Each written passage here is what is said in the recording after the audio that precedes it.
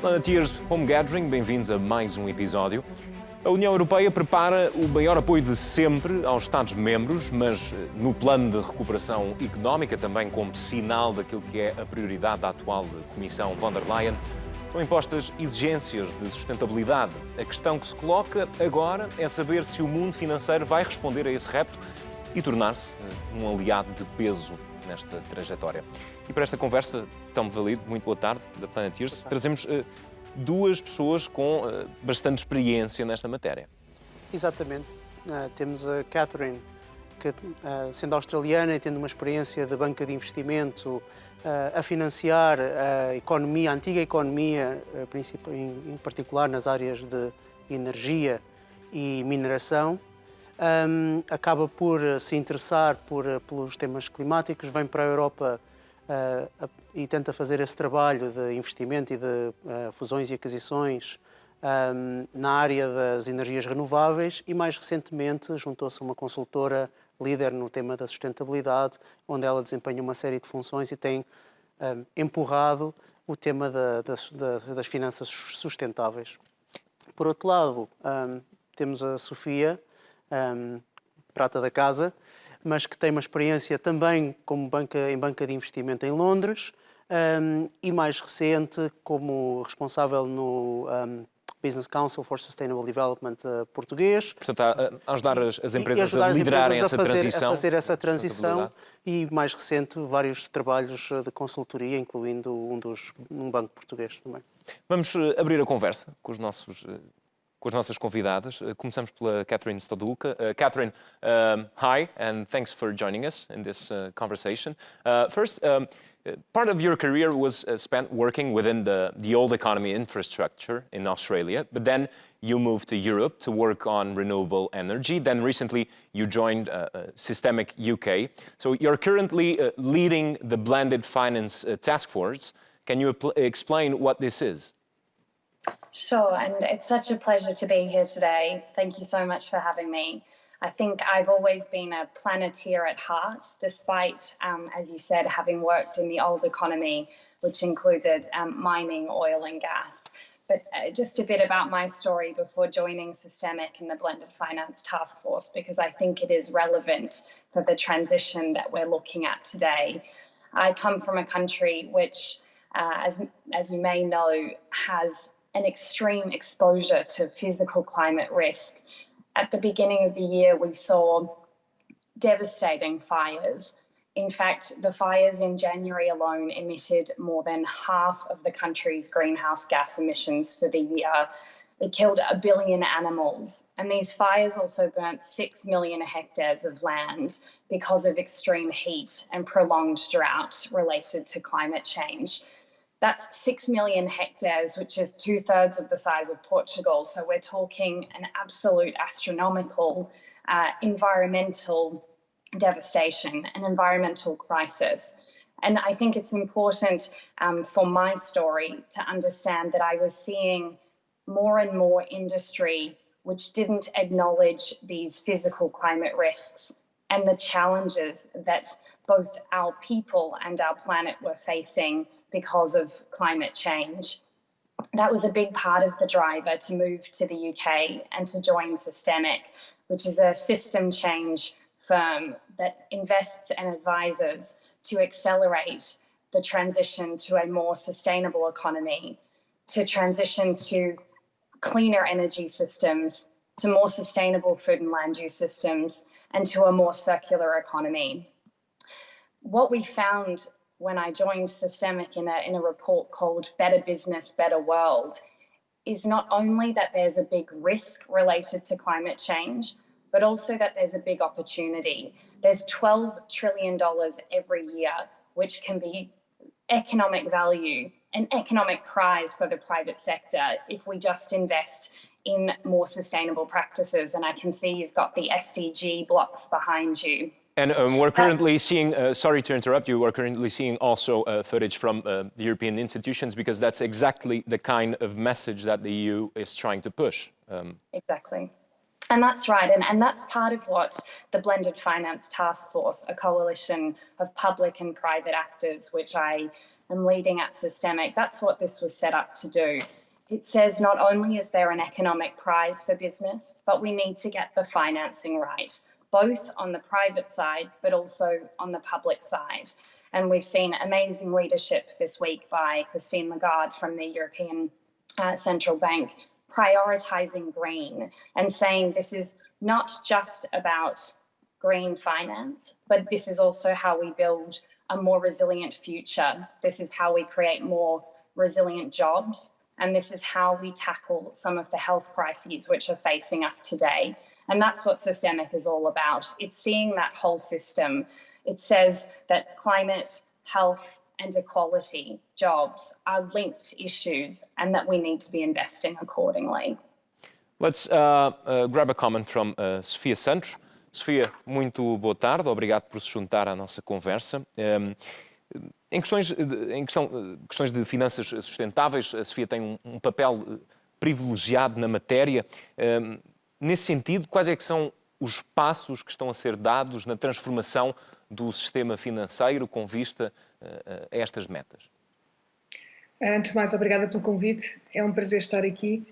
E, de facto, a pergunta que faz é uma pergunta relevante porque até não há muito conhecimento sobre aquilo que já está atualmente em cima da mesa. Na realidade, a Comissão Europeia estabeleceu um plano de ação para o financiamento sustentável que lançou em 2018 e que contém um conjunto de ações previstas, muitas delas já em desenvolvimento, umas que já deram origem à regulação que foi recentemente lançada e que vem criar uma pressão adicional ao setor financeiro para começar a incorporar os temas ambientais na sua gestão de risco e na forma como cria produtos financeiros.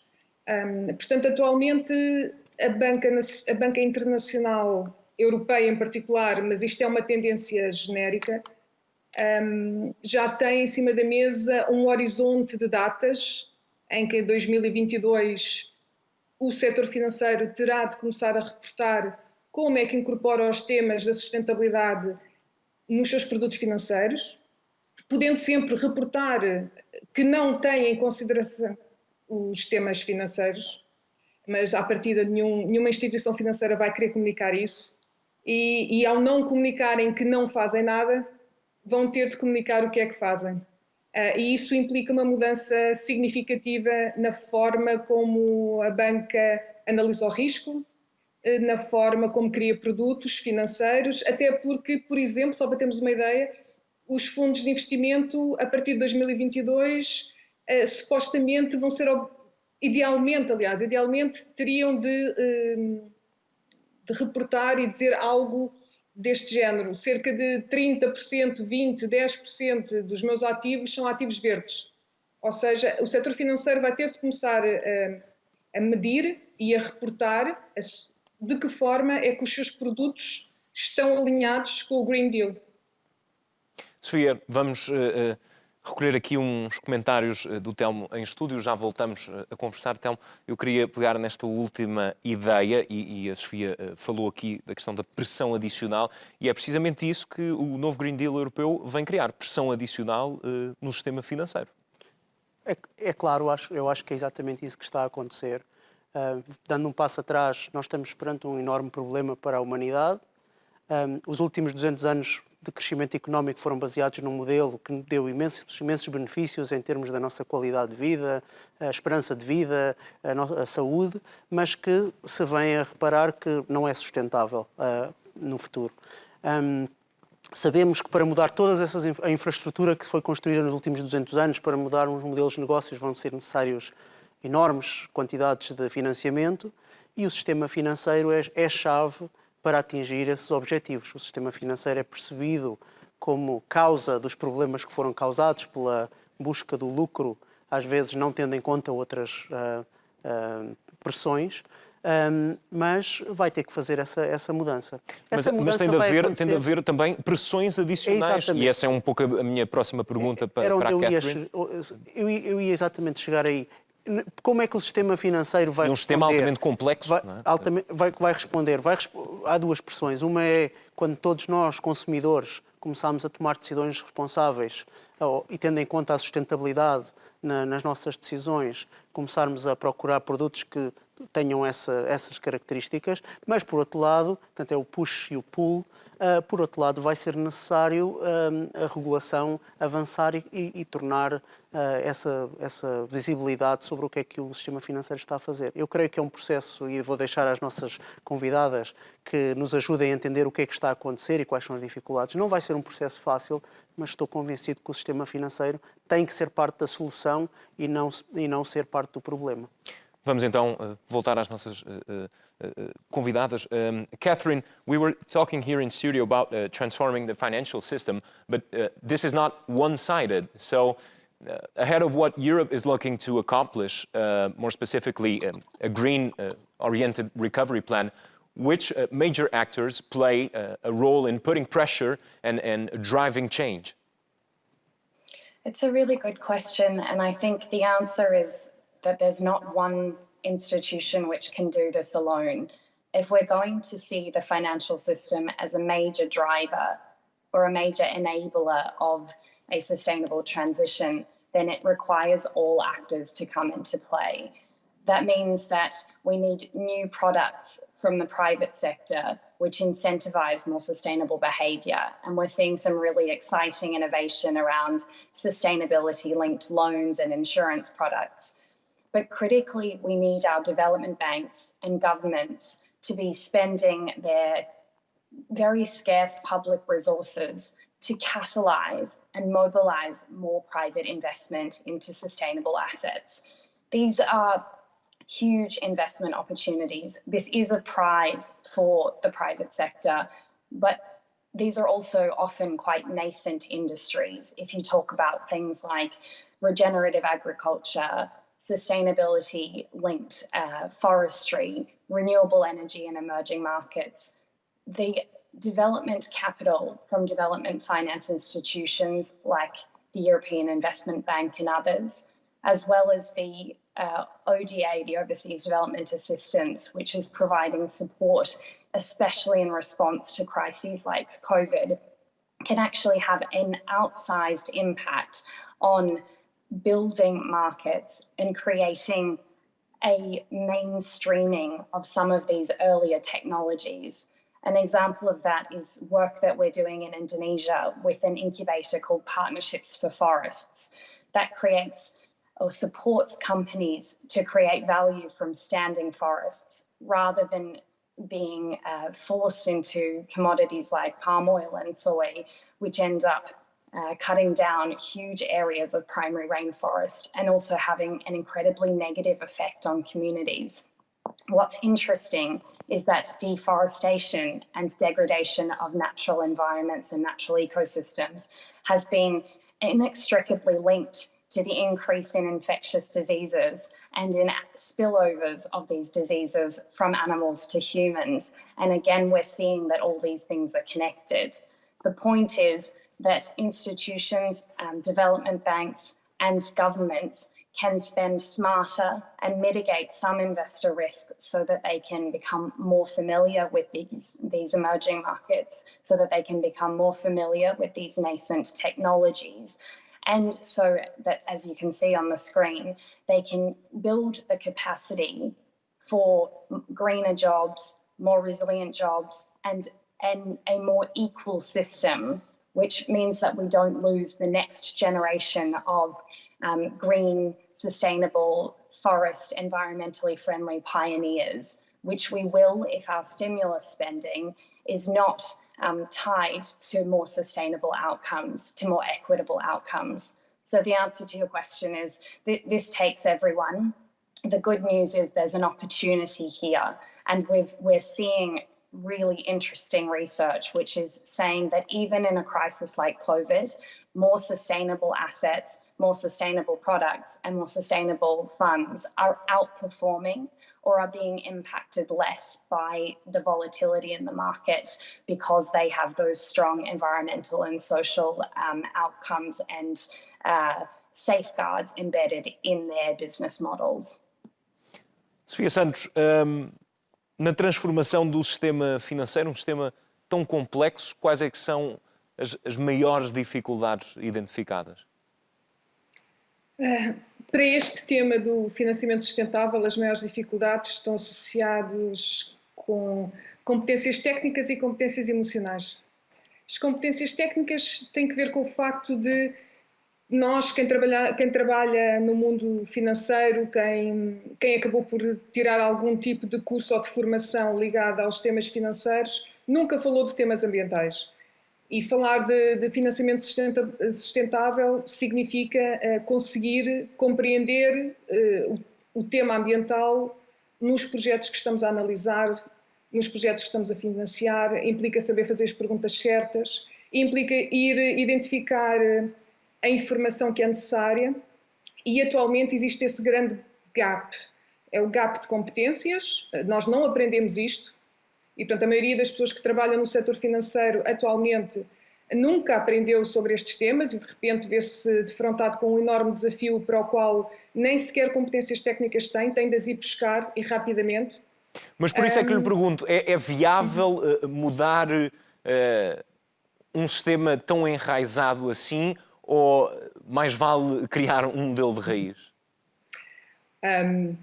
É necessário e é urgente e vai ser forçado a adaptação do modelo atual para um modelo que vai ter de cumprir com determinadas regras.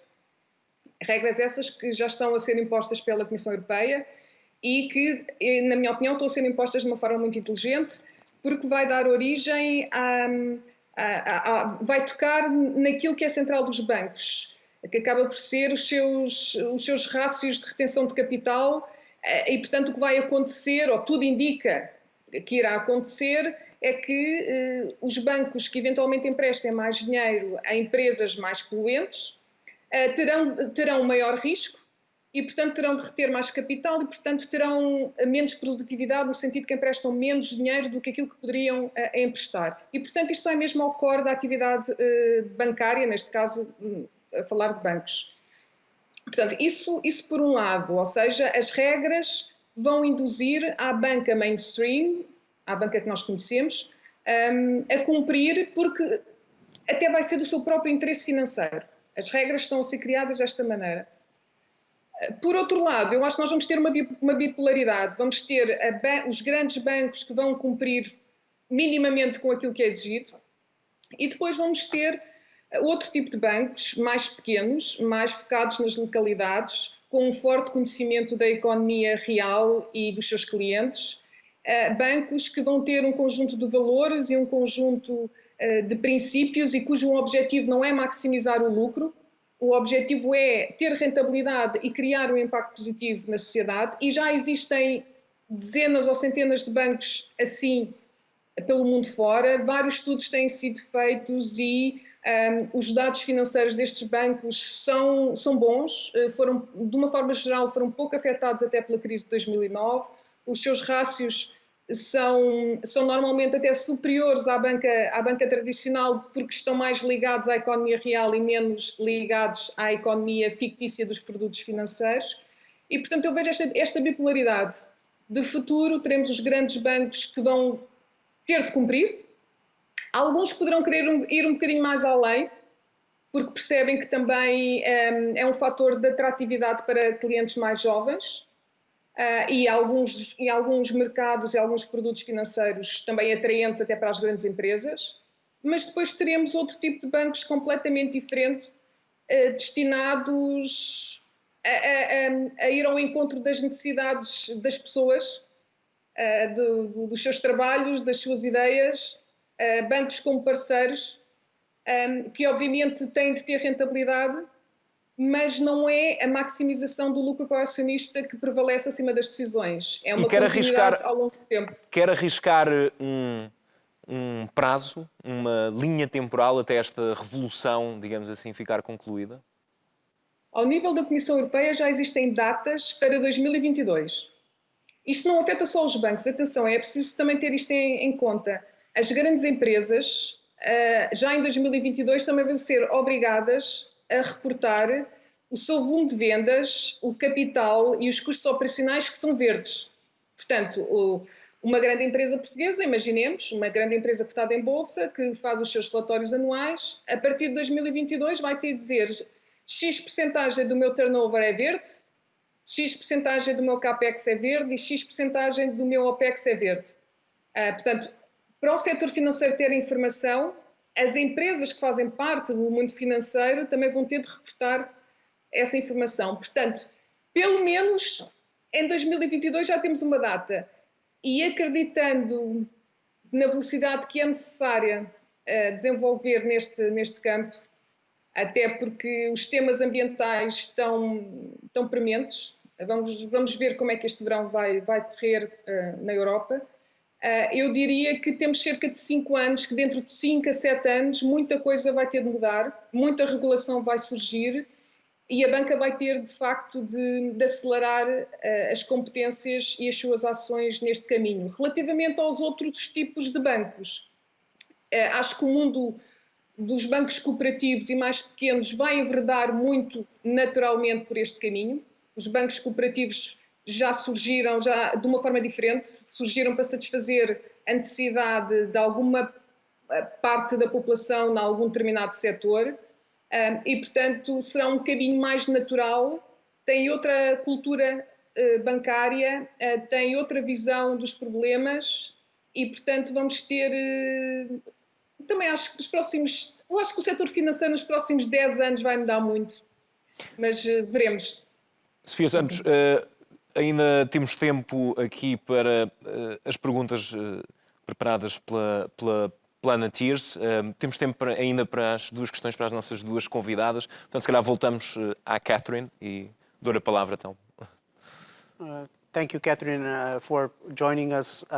I think looking a bit from the outside, I wonder whether you have a view for how Portugal, which is a small country, somewhat peripheral in Europe, can play a role in this transformation?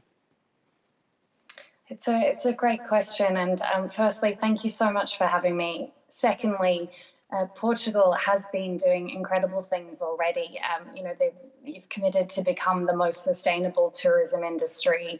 You've obviously got a very rich textiles and fashion sector, and there's also significant expertise in the agricultural sector, and there's so much innovation happening around more regenerative agricultural models to ensure that you have soil health, which is more resilient to drought, to ensure that you've got a supply chain which is more resilient, especially when we are hit with events and shocks like COVID.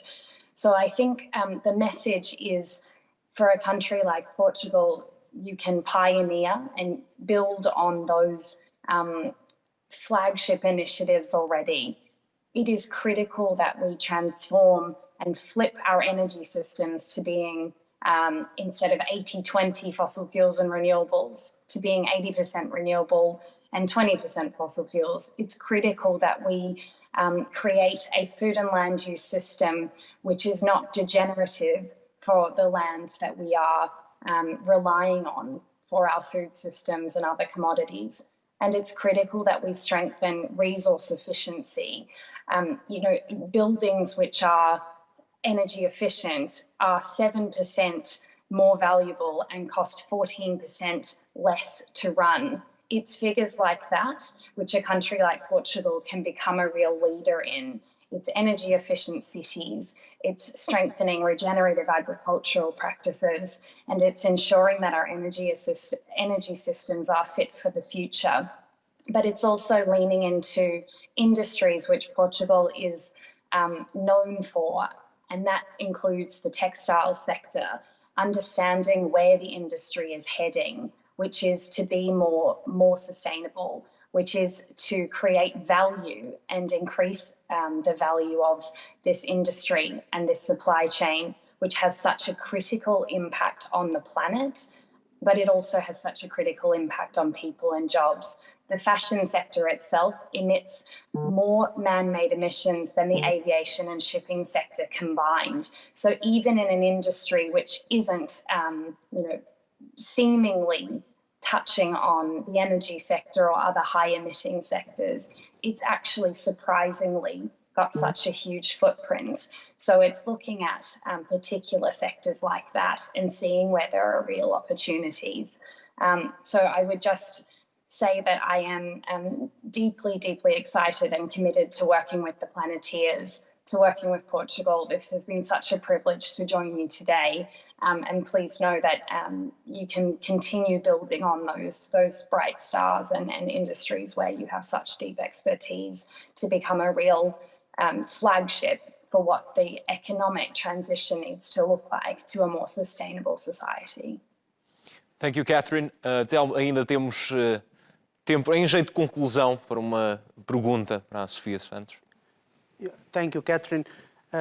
Sofia, eu gostava de talvez ter a perspectiva de Portugal.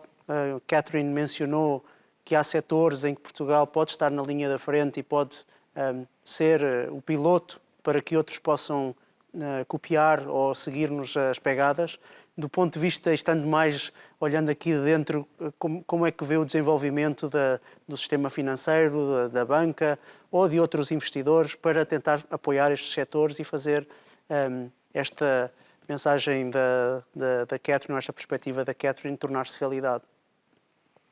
Eu acho que Portugal devia aproveitar esta oportunidade em que estamos a equacionar a forma como fazemos as coisas e como gerimos, decorrente desta pandemia, e que nos colocou com desafios que nunca pensámos que queríamos ser colocados e que estamos a conseguir ultrapassar. E, portanto, perante uma pandemia, toda a mudança de um setor financeiro ou toda a mudança de modelos de negócio serão viáveis e serão fazíveis.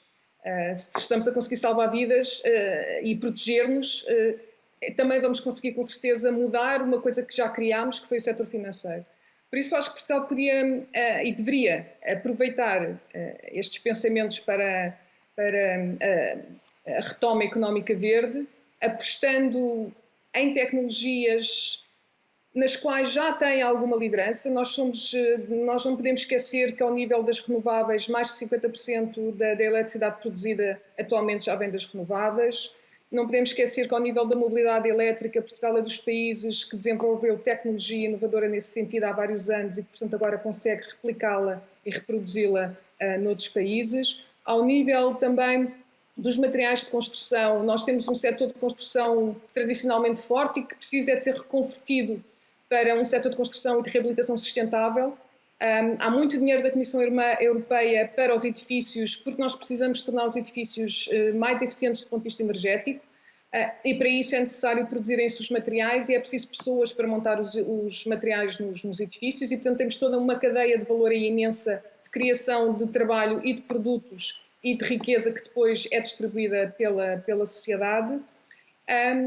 Isto são apenas alguns exemplos. Temos o turismo, que agora se fala tanto, não pelas boas razões, mas enfatizar que Portugal tem tudo para ser um destino de turismo sustentável, mas isso implica muita mudança nas estratégias turística também. E para tudo isto é necessário dinheiro, financiamento público. Muito desse financiamento público virá da Comissão Europeia, que tem estes critérios que nós estamos aqui a falar, ou que pelo menos está a tentar com que eles estejam presentes na maioria das linhas. Em Portugal, eu acho que estamos a dar bons passos no tema do financiamento sustentável. Em 2019, a banca, conjuntamente com o Ministério do Ambiente, das Finanças e da Economia, assinaram um compromisso para o financiamento sustentável. Vale o que vale, é um papel assinado por várias organizações, mas tem lá um conjunto de compromissos. Conseguiram trabalhar em conjunto, o que já é bom. Conseguiram acordar num conjunto de ideias para o futuro, o que também já é positivo. E, portanto, esse alinhamento está feito. Se o alinhamento das ideias está feito e vai nesse sentido, agora é preciso encontrar os instrumentos que estimulem os agentes económicos para aplicar e conseguirem criar essas ações. E é com essa... Peço desculpa, Sofia Santos, estamos mesmo a ficar sem tempo. Okay. Aproveito porque é com essa etapa, a abertura dessa etapa que encerramos a nossa conversa. Agradeço imenso ter-se juntado ao nosso programa e também o meu agradecimento à Catherine Stodulka também pela análise que deixou aqui. Tão válido é todo o tempo que temos, mas ficámos com uma excelente conclusão da parte da Sofia Santos e também da Catherine. Vemo-nos em breve em Planeteers Home Catering. Desse lado, obrigado por terem assistido. Até breve.